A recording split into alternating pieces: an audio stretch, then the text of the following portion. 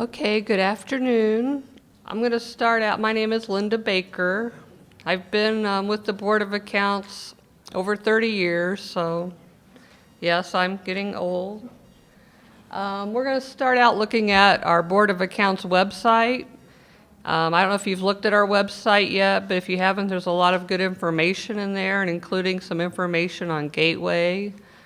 And that's at www.in.gov/SBOA.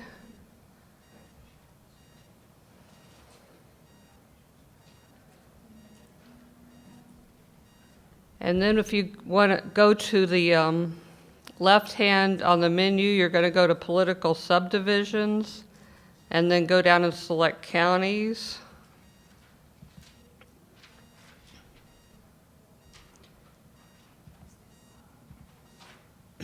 And then when you scroll on down, you'll see information on Gateway, on the annual financial report, and on the 100R.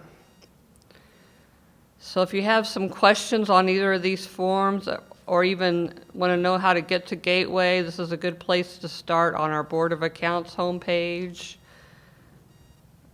Scroll down a little more. Because we have the link to the login site here where you log into Gateway. On the 100R, we have some information about it, when the due date is. The 100R is the form that you have to file every January per statute that tells all the salaries of your employees that you had for the prior year. And so that's due January 31st. Also, here on our home page is a delegation form.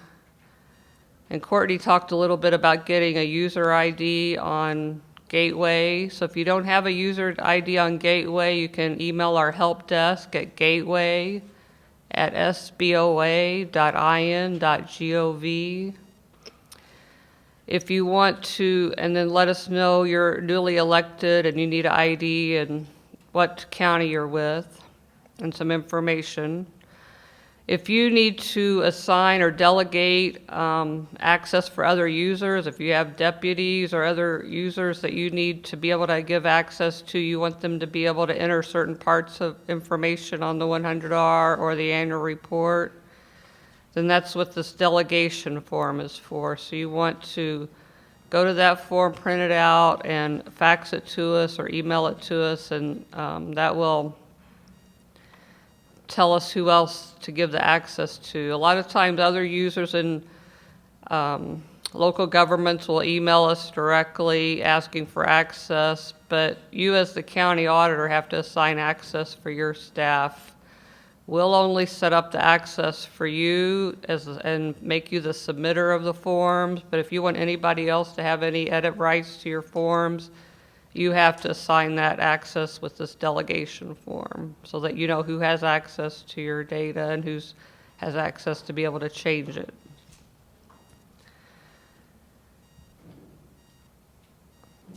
Some of the other information on our website about Gateway, both on the annual report and the 100R, is upload specifications. If you have a large county, you're probably going to, instead of sitting there and typing in all your employees and their salaries, you may have it in a payroll database of some kind. So you'll probably want to be able to upload that information so you don't have to retype it. And this is where you'll find the upload specs. So you'll want to look at those upload specs to tell you what format your upload needs to be in and what columns we need and what information we need for that. So if you're interested in doing an upload, be sure to look at that. And if you have a software vendor that has all of your data in a database, you may want to discuss it with them on how to get the data out into this format. I have a question. Yes, For the delegation, if the same people are going to be delegated that are in there now, even if there's new auditors, still need new forms? No, if they already have access, you know those users already have access from the prior auditor, and as long as you don't want to change their access, then you don't need to let us know anything. Only if you need to add new people, or let's say that person's no longer there, or you don't want them to have access anymore, you need to tell us that too.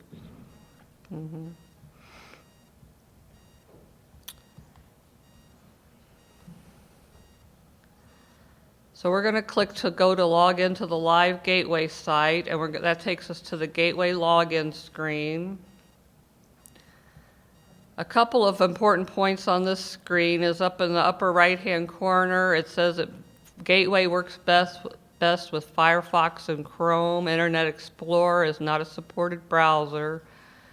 We've had a lot of problems with Internet Explorer in the past, and Microsoft is no longer supporting Internet Explorer because they're coming out with a new browser. So I don't recommend you use Internet Explorer on Gateway. They're coming out with a new one called Edge or something, which I have not seen. Another thing to note on here is the Gateway user access policy. So you'll want to read that, and it's basically talking about sharing passwords and IDs. We get that sometimes. People will call in and say, they'll ask me a question or something about their access, and I'll look them up, and I'll say, well, you don't even have an ID that I can find on Gateway. Oh, I'm using so-and-so's ID. And I'm like, sorry, that's against the user access policy. You should have your own ID. So be sure to read that user access policy. And you don't want to be sharing your passwords with others because, again, you're going to have the submit rights on this system. You share that with others, they do things that you don't want done, then you're going to be responsible for whatever data they enter or things they do. So that's important. Another thing I'll point out on this that's fairly new is this request authorization to access Gateway. That's new. So instead of emailing our help desk directly, you could, if you don't have a Gateway ID, you can fill out this request authorization form also, and that will go to our help desk.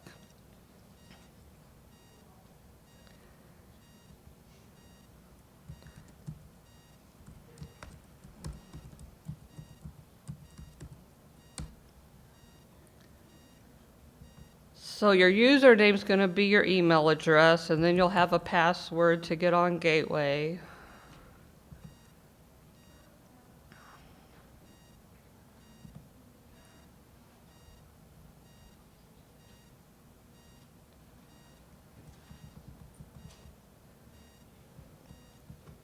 And so this takes you to the Gateway page that has all kinds of various applications in here. The first ones you see here are for DLGF, to do the budgets and other things. So you're going to have the same user ID and password to do your budget and things with DLGF as you're going to have to do with Board of Accounts.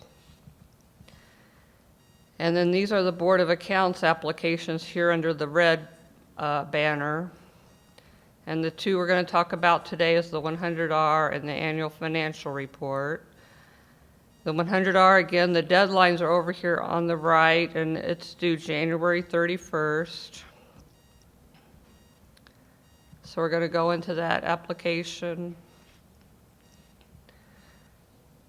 And I've got some test units in here that I'm going to log in and use. Also, another thing I want to point out is up here at the top of the screen, it says user guides. All the user guides, not only for the 100R annual report, DLGF has some user guides under there for their applications. So that's very useful. If you haven't looked at those or you have a question, before you contact the help desk, you may want to review and look at the user guide. Because a lot of times that will answer your question. So we're going to go into this county unit. Right now, well, you'll be able to see all the years. This is when we started the 100R on Gateways, was in 2012. So you'll actually be able to go in and see all the ones that were submitted the prior years. And then I'm hoping in the next week you'll be getting an email saying the 2016 is available. And that's what we're working on to get it out now. But when that email comes and when you're able to log in to do your 2016 100R, it'll say 2016 here, but it's not live yet, so we're going to look at 2015.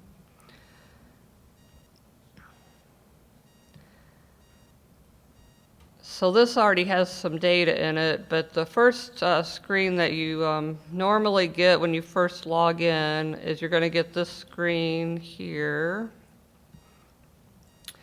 It asks you a few questions, one of them being how many employees do you have, full or part-time, that you paid compensation to during the prior year. So you're going to be doing this in January. It wants to know how many employees you paid compensation to during the prior years, during 2016. Will that count poll workers? Well, this would be any employees you paid compensation to if they got it, if they would be considered employees by the IRS. So anybody that's not a contractor, if you're getting them a W-2 at the end of the year, then they would be an employee. What you wouldn't include in here is anybody that's voluntary where you're not paying them, only ones that you're paying. And again, anybody that was during the year, if they were seasonal and you just had them during the summer, you're still going to include how much you paid them during the year. Yes, huh? Now you don't have to give them a W-2 or a 1099 unless they make over $600, I believe. So if they make less than 600, are they not included? Anybody that you pay any money to is going to be included on this for the compensation purposes. The only ones, like I said, you wouldn't include are a contractor, somebody that's considered a contractor, not an employee. And if they're voluntary, if they don't get paid anything at all. But if they're getting paid and they're an employee, even part-time, you're going to include them. So they're $5, you include them. Technically, yes. Okay. And so again, on the number of employees, we're going to enter here. We're just going to put a few in here and hit proceed. And what this number of employees really is for is to set up the form for you to enter the data in. And then the next question you have is whether you're going to manually enter this data or do an upload. For today's demonstration, we're going to do manually enter a data and we're not going to show how to do an upload today. You can look at the upload specs and the user guide and contact us if you have questions on that. And again, counties probably more than likely are going to do the upload. But right today, we're just going to look at the manual data entry screens. The next questions you get on whether you provide health benefits, pensions, or other benefits to your full and part-time employees. So you answer those questions, yes or no. And then the next section is on if you have a nepotism policy and a contracting policy. So you're going to answer those questions, yes or no, whether you have those policies. If you had a policy last year, the prior county auditor, they had a policy, then those policies roll over so you don't have to upload it again. That's why in this example it says there's a policy on file for this unit. So if you see that, that means your policy is already on file. You don't have to upload it again. So the only reason you'd have to upload a policy is if your policy has changed. You'd have to upload your new policy. Or if they never uploaded one, then you need to get a policy and upload one.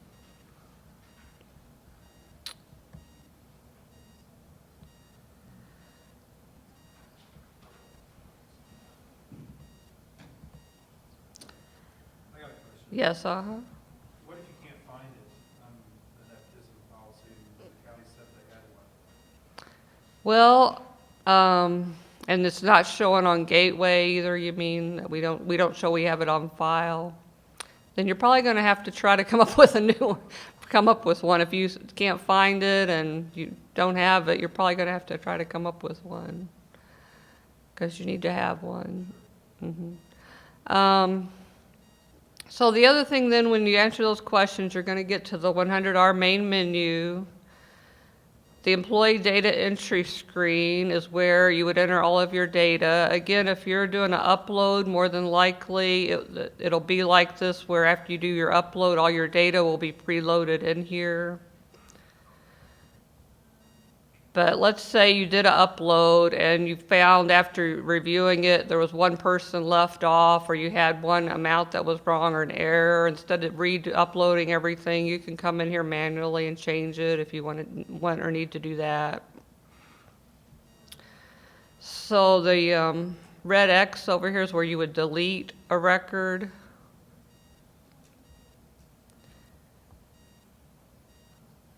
Then, excuse me, if you needed to just change any of this information, you would just highlight it and type over that field. The information we're asking for, the employee's last name, first name, the department they're in, the business address, and that, again, that's their business address, we don't want home addresses in this. Their job title, and then the total compensation they're paid. And again, total compensation may be other things besides just money. Sometimes it may include uniforms, or if they have a car provided. So compensation may include various other things that the IRS considers compensation. So if you needed to add another row on this and type more information in, you could hit the add row button and enter another record in here. And after you enter your information, there's a save work button at the bottom, and also one up here at the top that you want to click to save your work. So it's pretty straightforward. Again, there's some information here at the top that gives you some helpful hints on entering the information. So after we've got all of our information entered, and we go back to the main menu, and this is where we would have our nepotism and contracting policy upload. There we go. So again, if you have one uploaded from last year, which hopefully all of you do, then when you go into that, you can see it will say the most recent policy and when it was uploaded. And so as long as you have that, then you can click here to view the policy, and it'll show down here also the year and when it was uploaded. So as long as you have that, you shouldn't have to upload it again. But let's say you made changes to your policy, or you have a new policy, then you can upload it here by clicking browse, and then you'll go out to your computer. And I'll tell you right now, the hardest part of a lot of these uploads is knowing where your file is.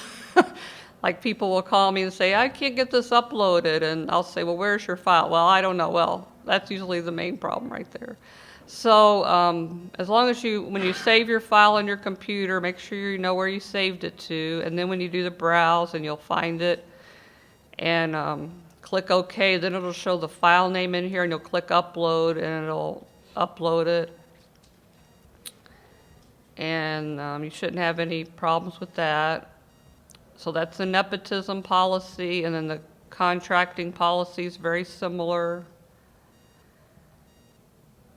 And you have to have both of those. That's another thing that's a confusion to some people. They think it's one policy, but you have to actually have a nepotism policy, which is nepotism and employment, and then there's a separate contracting policy, which is nepotism and contracting.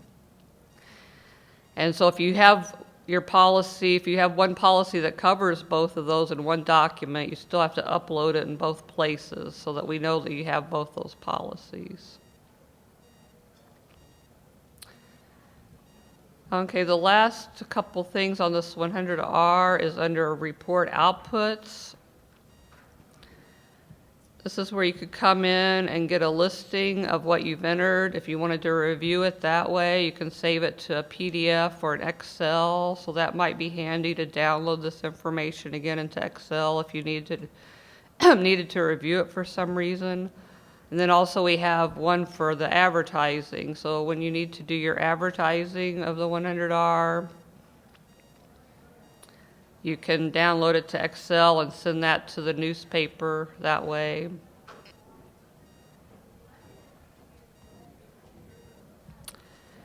The last thing on this screen is the Submit 100R. And so again, that's the other thing I want to emphasize not to forget to do. I'll have people call me after the deadline when I send out the delinquent emails.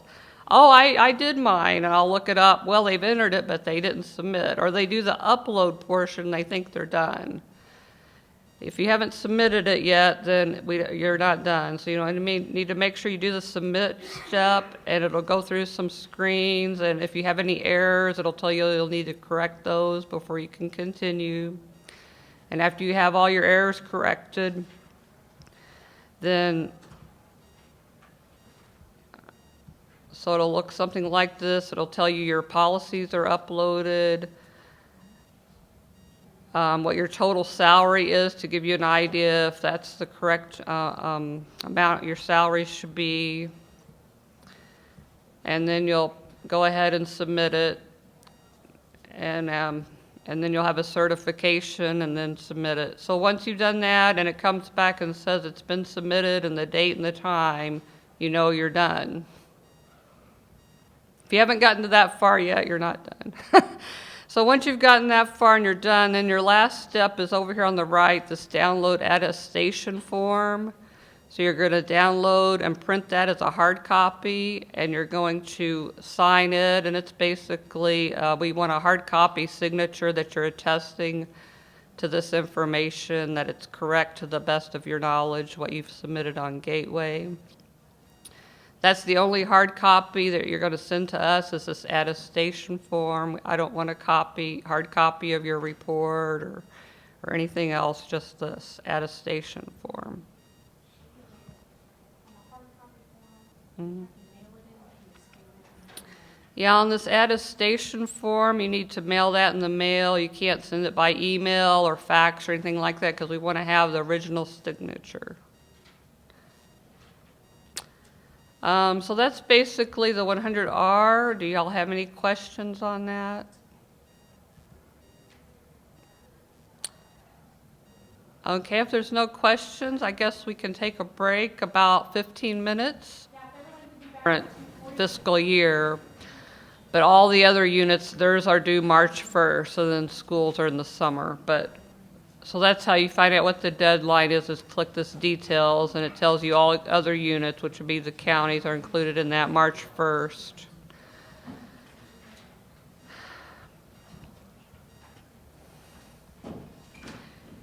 And your annual financial report is your basically all your financial information, all your funds and fund balances, your receipts and disbursements that you've had during the year as of December 31.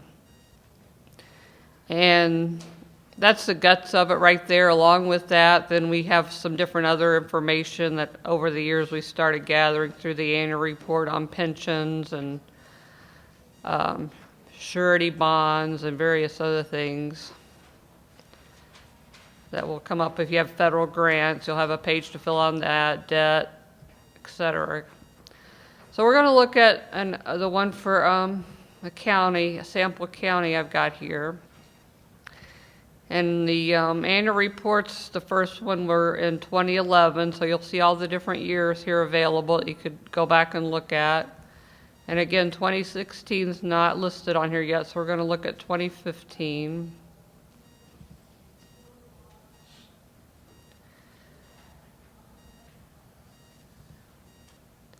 And so then when you first log in, similar to the 100R, you're going to get a screen of questions here to answer yes or no to.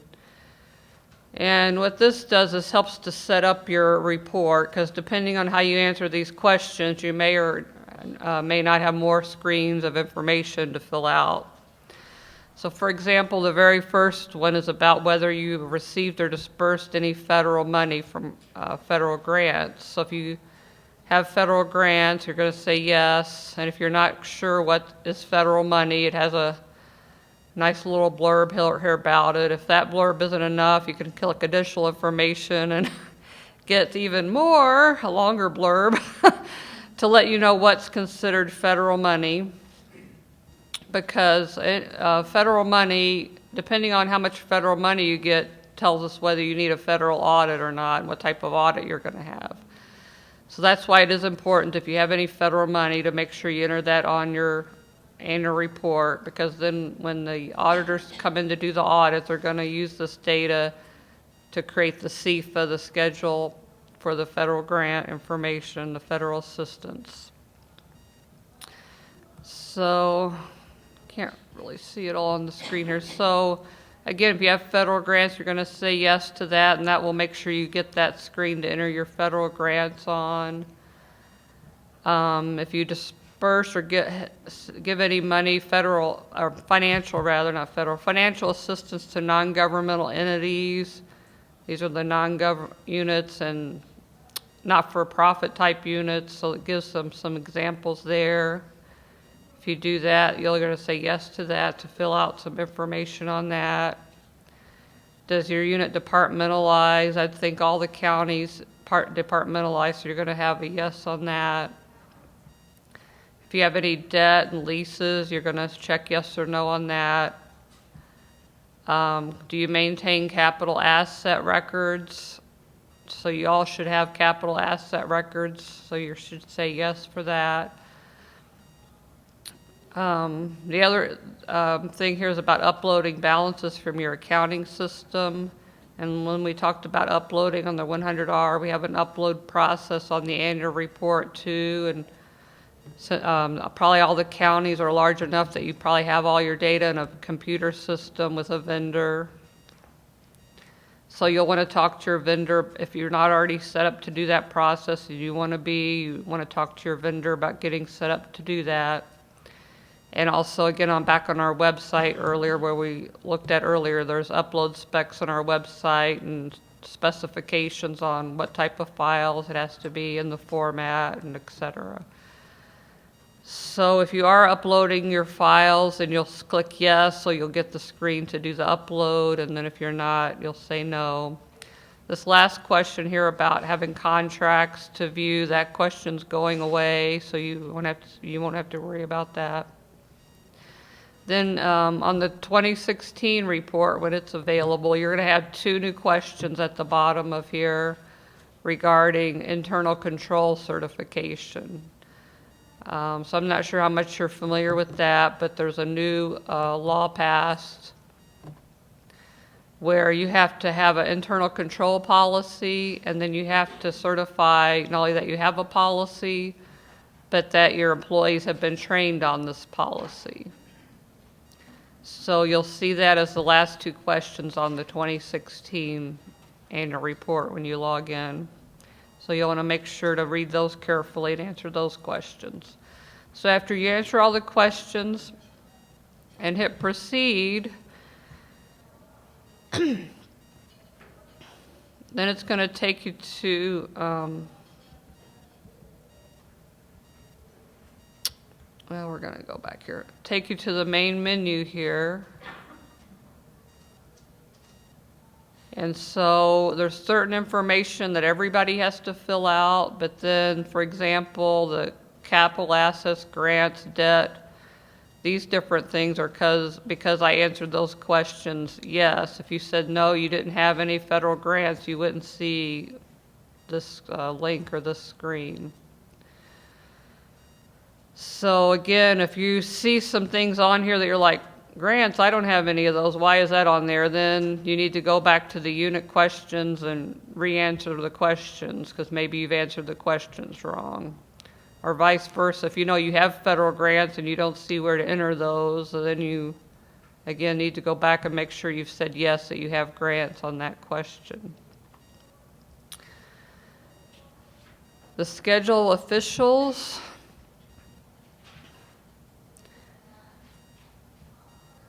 Has some information on here, the primary contact person, the office address, phone number, email address. So this is going to be the main required information on this screen that you have to enter. And then below that you have the other information that you need to fill out if it applies to you, the auditor and their information and term, and the prior auditor, the treasurer, clerk, recorder. So it's all different offices here you need to fill out if they have, if you have those positions and they apply to you. Some of these may not apply, like it has superintendent of utilities. Whatever doesn't apply to you, you're just going to leave blank.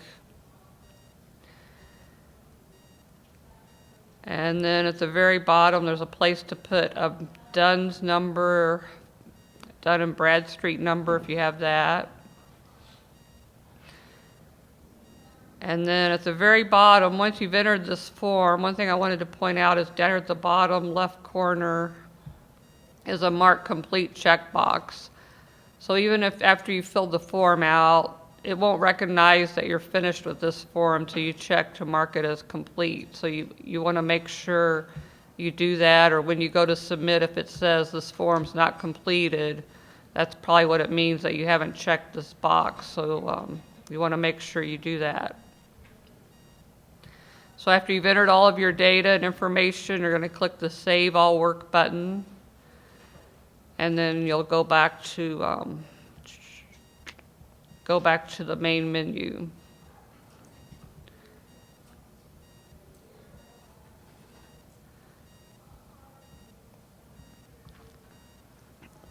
Okay, what the bulk or the majority of the information is going to be on your financial data by fund screen.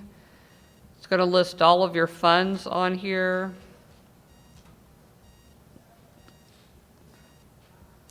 So it has all the funds, the beginning balance investments, if you had any investments on those funds, beginning cash balance, and then as we scroll across, the receipts, disbursements, and an ending balance.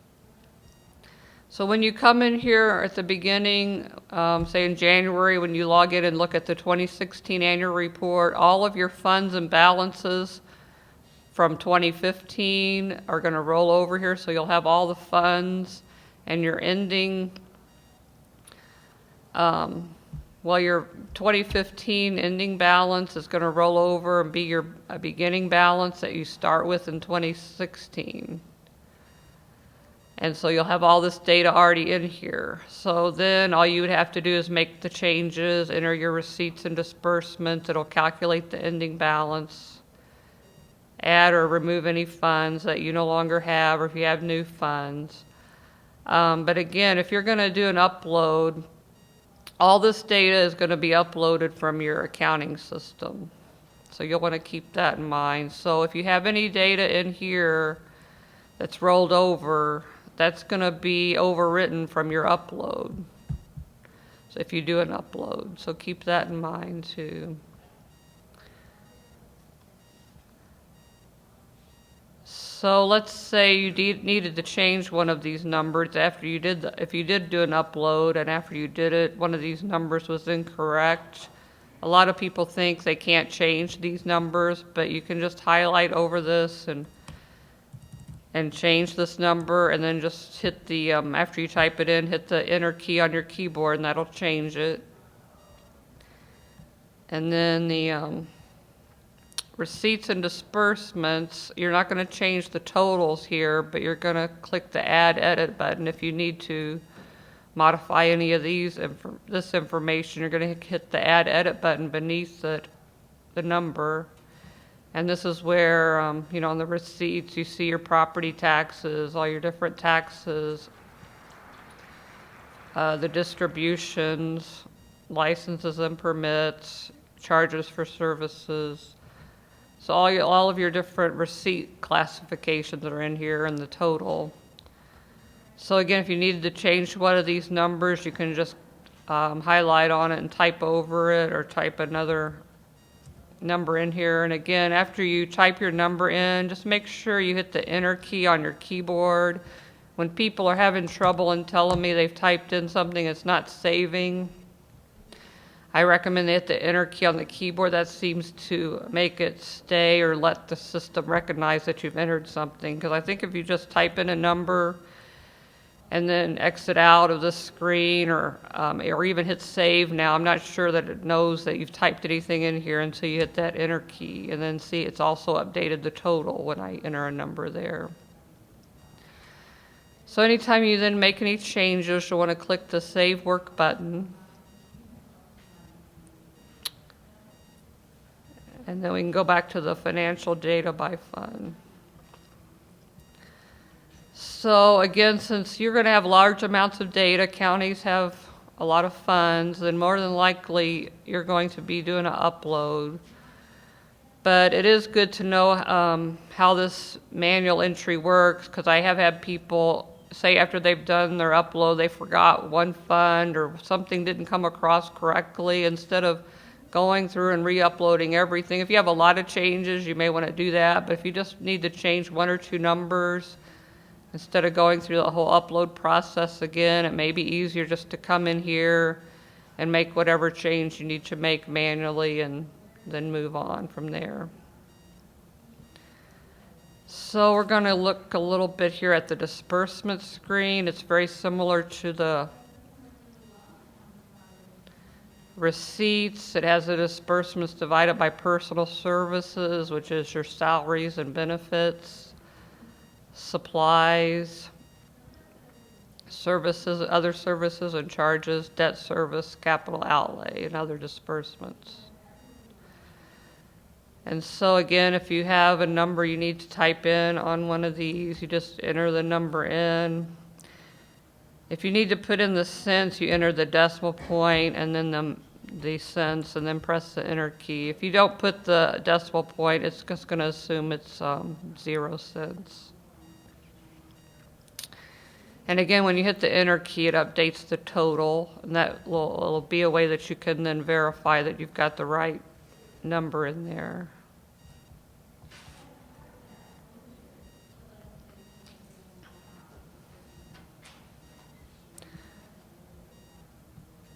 One thing to mention on these disbursements too, if I can find my general fund here. We talked a little bit earlier on the unit questions that ask if you have departments. So your general fund is you're gonna enter the disbursements or upload the disbursements by department. So when you go into the disbursements for the general fund, you get this screen of all the departments that you have.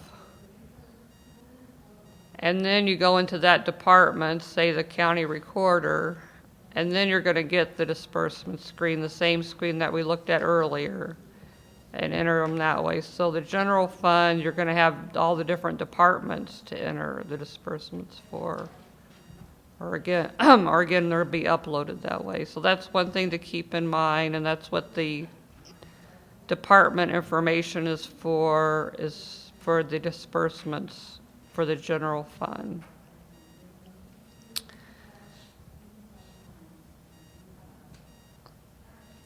And again, it's going to calculate the ending balances for you from what the beginning cash balance you have, the receipts and disbursements. So that's another question I get a lot, is people say, well, this ending balance isn't correct, and they're wanting to just type over and change that ending balance. Well, you need to go back to what calculates that ending balance and look at the beginning balance. Is that correct or not? And if that's correct, then look at your total receipts and total disbursements and see which of those numbers are incorrect, and then correct your receipts or disbursements for that fund if your ending balance isn't coming out to be the correct amount.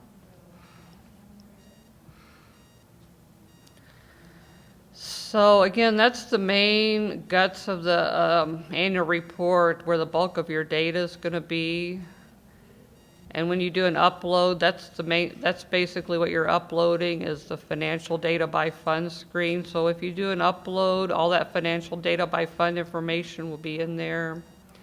These other screens are not uploaded, so you'll need to manually enter those. If you have debt or any of this other information, that's where you have to manually enter those. For example, the common one here is the capital assets. Everyone should have capital asset records. And so you'll have to enter something for this.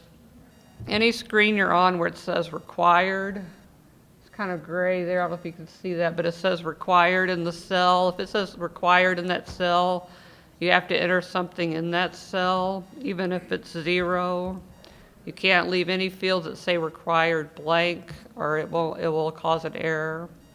Did you have a question? Yeah. Mhm. Can you print off like prior year reports to kind of go by as guidelines? Yes, either on the first screen we were on earlier on select the year, where we had all the different years are selected. You can go into those, say if you wanted to look at last year's, you would go to that year. And then we'll look at the output reports in a minute, and you can print them from there. Or also, any prior reports that are submitted are actually all on the public site of Gateway, where all the public can go and look up that information as well. So anyway, you're going to enter all of your information for all these fields, whatever it might be.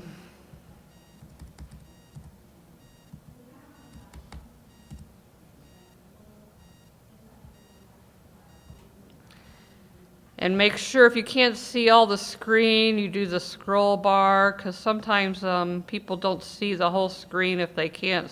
If you have a scroll bar, that means there's more fields or things to the right, so you'll want to scroll over and make sure you're seeing all the fields that are available. Also, a lot of these screens have more information at the bottom if you're not sure or have a question about some things, in addition to looking at the user guide. Like on this particular screen down below, we describe some of these things. Like if you're not sure what to put for infrastructure, it gives you some information here on what that might be. And so again, on the assets, you're just putting in totals of your assets as of these different categories, by these different categories. And so we're going to save that, and then we're going to go back to the main menu. And then also over here to the right, which we can't see very well, it'll show under the status as you've completed different sections. So as we marked that schedule of officials complete, see that says complete now. The assets shows how much dot by dollar amount of assets that we've entered. This financial data by fund shows how many funds we have. So as you enter things here, it'll show how much information you've entered or whether it's completed or not. So that's helpful information. Another section is accounts payable receivable screen. That's a screen everybody has to enter and fill out. And again, it has definitions at the bottom of the screen of what accounts payable and accounts receivable are. And then even if you don't have any accounts receivable or payable, you'll notice again these fields say required. So that's a common error. People don't go into this screen because they think maybe they don't have any of accounts payable or receivable, so they'll just skip that section. And when they go to do their submission, they'll have a submission error. So you need to come in here and at least put in zeros if you don't have anything for that field, because it won't let you submit without some numbers in those boxes. So you want to enter whatever accounts payable and receivable that you have.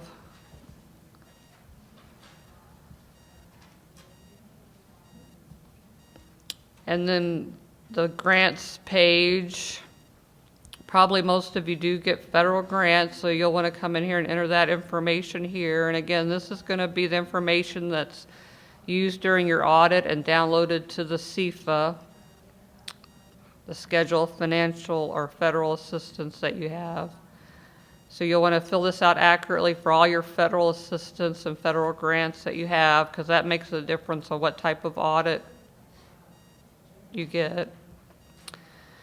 And again, as you see here, there's much more data or information to the right, so you want to make sure to scroll across.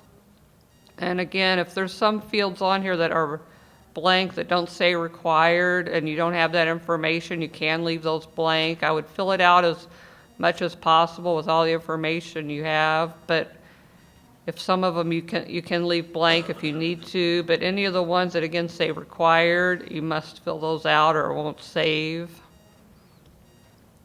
And on any of these screens where there's grids like this, I recommend filling it out, going across one row at a time. Like, don't add a bunch of rows and try to go down in columns, but go across and enter your information that you have.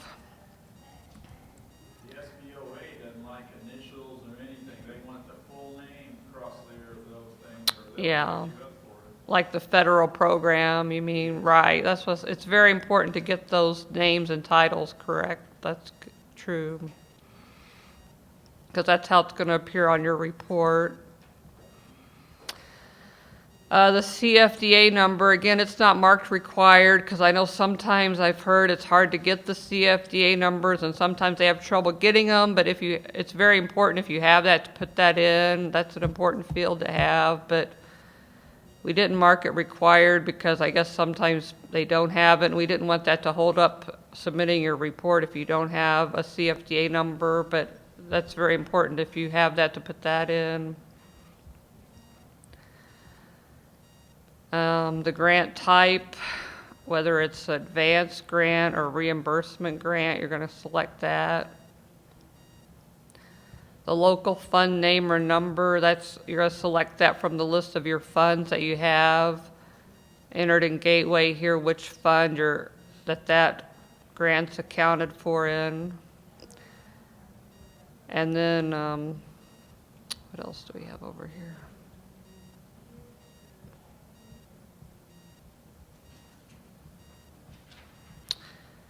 Then the total receipts and disbursements. And then there's some various other fields far to the right over here. And again, I can't stress enough on this screen, especially scrolling all the way to the right, because a lot of people miss these fields. They'll think they've entered everything, and then there's some required fields over here to the right. And again, that amount of federal non-cash assistance, you may not have any, but you need to make sure you check that field and enter 0 if you don't have any. Because any of those fields that say required, you will need to fill that out, or you're going to get this nice error message right here reminding you must complete all required fields to save this record. So that's the federal grant page. I know the federal grants are probably one of the more time-consuming things to do and can be kind of a pain, but they're very important to have all your federal grants information, because again, that determines how your audit's done and what type of audit you have. And as the other gentleman said, you need to make sure you fill it out correctly or you make it some write-up during your audit. So it is important to fill this out correctly. And again, down at the bottom, we have descriptions of all these different fields. If you're not sure what a CFDA number is, it describes it down here. The pass-through agency, etc. So it gives you some information and descriptions on these fields. Yes, I'm glad the gentleman from Knox County said that, because I want to say something that's sort of along those lines. Mm-hmm. Well, about getting written up, we got written up for something really simple, and had we known about it, we would have got written up, and it's very tiny, and what it is that little slip of paper that we used to use back when we handed all this information years ago, where it talked about our cash on hand. Our last auditor used the cash book sheet from the last day of the year. You can't do that, although it has the same information. You have to have that tiny little piece of paper, little slip of paper, and it has to be in both has to be in your financial records, because they will actually, that's still the state board prescribed form. I'm trying to think what it is. It's a tiny little sliver of paper that has that information in, but you can type it into here as well. So I believe the last auditor thought by putting it in there, you no longer had to use that, and he typed it off of our cash book instead, and we both sides got written up for it. So although that's small, they still want to see the little, which one I'm talking about? I'm not familiar with that. Are you, Shannon? Tiny little piece of paper, it says how much you have cash on hand at the end of the year. Okay, that's talking about your cash on Then hand. you got 3 lines on it, not much. Because you probably would have to balance your annual report, if you had cash on hand or petty cash, you would have a fund showing on here for that. Is that what you mean? Well, the reason why they want to see it, from what I'm understanding, is they want the treasurer to physically give it to the auditor, so that the state board of accounts can verify the treasurer said that is what you had in the last day of the year. Okay. So even though it's a tiny, I'm trying to think what the number is, it's a card report. Yes, it's that tiny little one that we used to do by hand and send in, and everybody thinks a lot of times that now you type it onto this, that you no longer need that, but you do still need that. Yes, it's a Okay. little tiny supplemental card from the treasurer. It's a little Okay. tiny section. That's to verify how much the cash on hand is, basically. I just want to remind everybody. Okay. That, want somebody else to, to be like me and believe that you just type it in, so. Okay, well, thank you. Well, another thing that reminded me when you started talking about that is on the financial data by fund also, and when you upload your information from your accounting system, there's maybe funds that aren't in your accounting system or accounting records that you're going to need to add in. I think maybe the sheriff or, what are some of those funds, Shannon? Some training materials on our website that tell you which additional departments that you need to add in. But basically, if there's other departments out there that have their own financial records and that money doesn't flow through or to the auditors, they keep all that money out there and it never comes in, it's not permitted, those need to be added. Those departments should also fill out a report that gives you the beginning cash balance, the receipts, disbursements, and any cash balances, and they should provide that to the auditor so that they can enter that into the annual financial report. The one thing I will say about that is the auditor is responsible for the information put into the annual financial report. So if a department is giving you bad information, that doesn't leave you off the hook because they gave you bad information. It's still your responsibility to do something to reassure that you are providing accurate information, whether that's asking for their ledger that supports those numbers, asking for their bank reconcilement that reconciles to that numbers. It's something you need to do so that you get that comfortableness that, hey, those are correct numbers. Because if you enter them into the financial report and during an audit they find out that those numbers are overstated or understated, the comment is going to go on the annual financial report because it's incorrect, which goes on the auditor's office. So just making sure that any information you put in there that you feel comfortable with, that those numbers are correct. Yeah, so whatever funds, as Shannon said, and I'm not familiar with all the funds, but the funds that will not be in your records, but they keep the money outside in these other offices, we have a form called the Supplemental Annual Report. That's, yes, on our website where we were earlier, where I showed where the gateway information is. So that form's there, so you should go there and get that form and provide that to all those outside offices and tell them by a certain date, you need this form back and filled out completely and correctly so that you'll have it in time to enter your information into your annual report. Yes, uh-huh. Can you give a couple of examples of who those would be? The sheriff's cash book is one. There's also some information from the clerk's office. I'd have to actually, to give you an accurate list, I'd probably have to go back and look at it myself. It's been a while since I've been out in the field. And it could be different in different counties too. They may not all be the same, but yeah, the sheriff is the main one I could think of. Well, I'm glad you got that list out there. I'll be visiting that. Yeah, it's So, yeah, so when you do get that information back, then that's another reason why you'll need to go to this financial data by fund, and you'll click add a fund to this grid, and you're going to manually have to add those funds in and enter the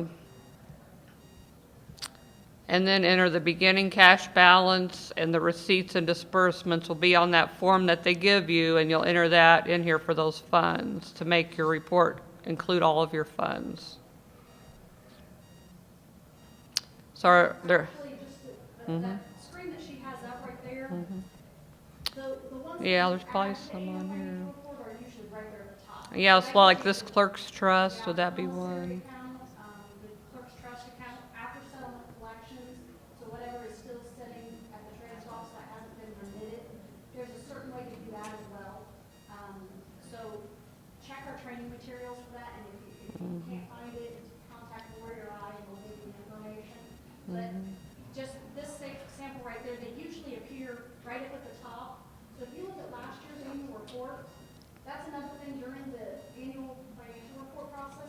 are new, go back to last year's and compare the funds. If you're missing any funds, right there is your first indication that you didn't get something. Also make sure that your ending balances from last year to the beginning balances of this year, that they all agree. And if there's an issue, you want to deal with it now prior to submitting it incorrectly, because it's easier to deal with it during the input than to reopen it and have to go back and edit it. So just compare previous years to the current year, and if anything looks off, especially with these departments that are giving you information, if their receipts were twice as high last year as they are this year, one of the years was probably incorrect. So make sure you're doing those comparisons. That's just another way of you checking to make sure it's correct. So then quickly, there's various other, I won't go through all these, and you can check the user guide if you have questions on these, but again, there's information on pension plans. You indicate whether you have these different pensions, such as these different police, fire pensions, or PERF, and check that. And then they want to know if you have any other plans besides these plans that you checked in number 1. I think counties have a couple of, is it like sheriff or police retirement plans, and so you'll make sure you want to enter those. And again, as Shannon said, maybe look at last year's report to see what they reported under this section. And so you'll want to, if you do have other pension plans, you'll say yes to that, and then you'll get a screen to enter information about that plan. So that's the pensions.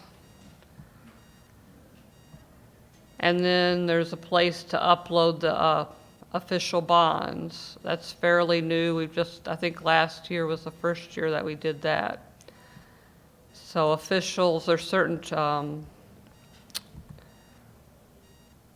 offices, like our job type positions, auditor, treasurer, recorder, that should have a bond. So you'll enter that information for those bonds.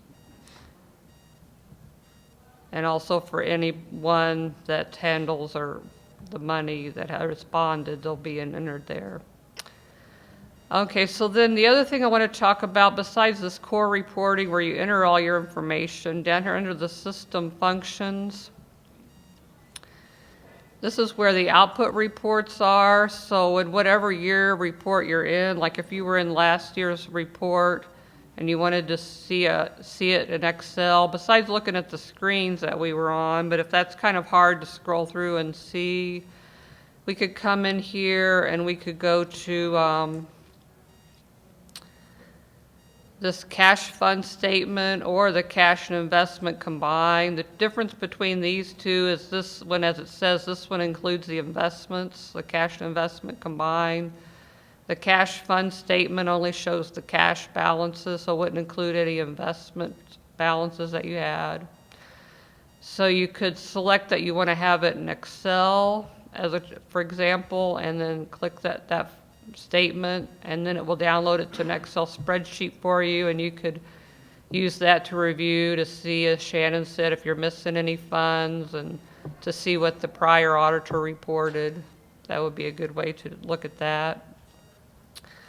And again, that's true of all the different sections on here with the debt. If you wanted to see that in Excel or all in one spreadsheet, you could do the debt, the detailed receipts, the grant schedule. So all the different data entry screens that we were on, you can come in here and download that data into Excel where it's easier to manipulate and review. And that is a good way to see what was reported the prior year.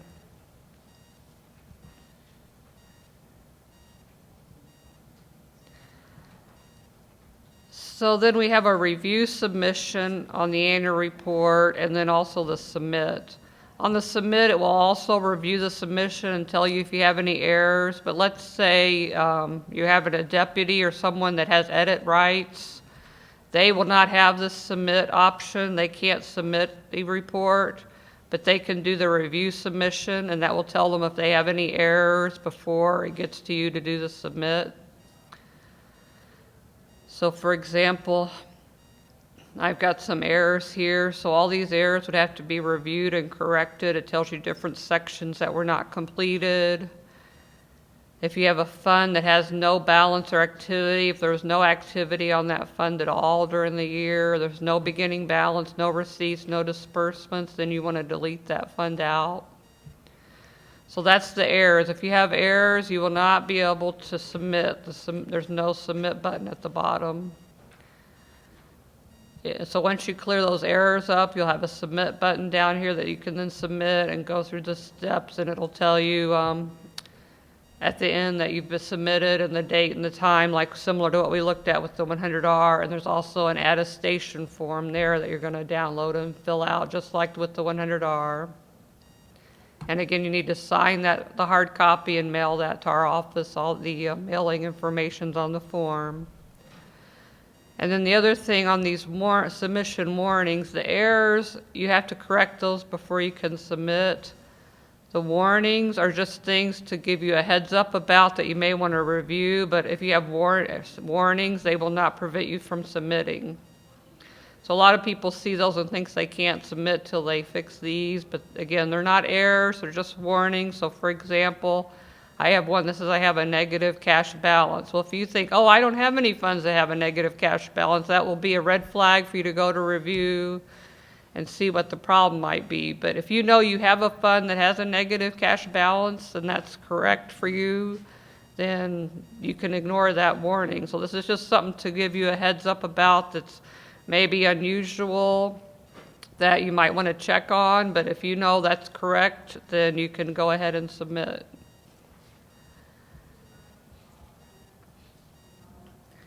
And again, like I mentioned on the 100R, even if you've uploaded your information, you've entered on all these screens, if you don't do this very last option of the submit, then it's not going to be submitted. Once you submit and go through that process, over here to the right under the status, how this says not submitted.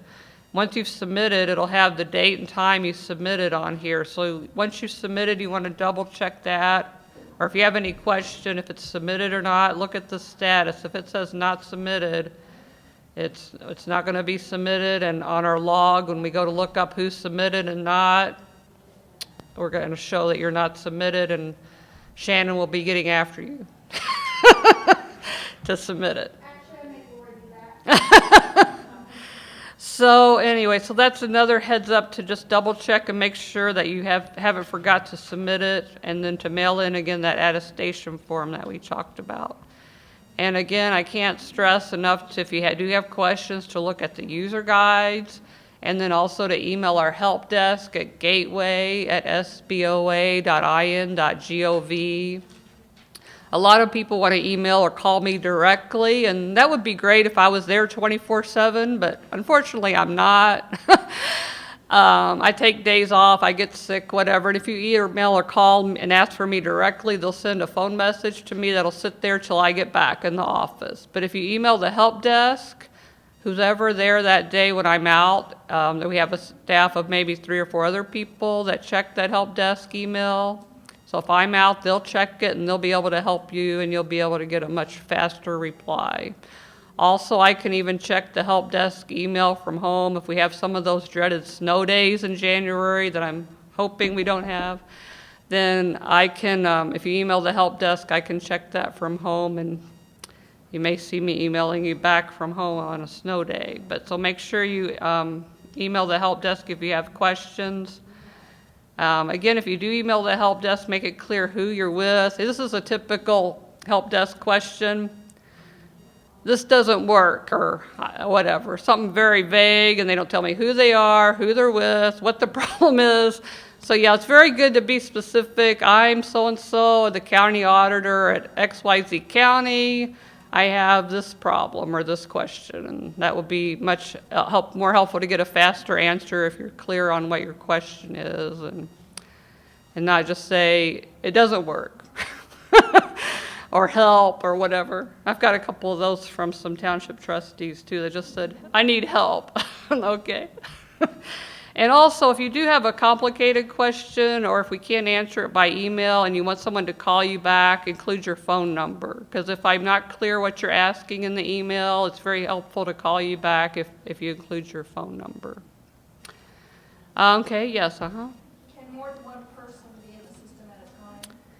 You can, more than one person log in and be in there, yes, but not on the same section, or wouldn't recommend it. Like if you had someone, say, entering the federal grants page while someone else is in this federal financial data by fund, but I would not recommend two people both be in the grant section at the same time, because you might overwrite each other what you're working on.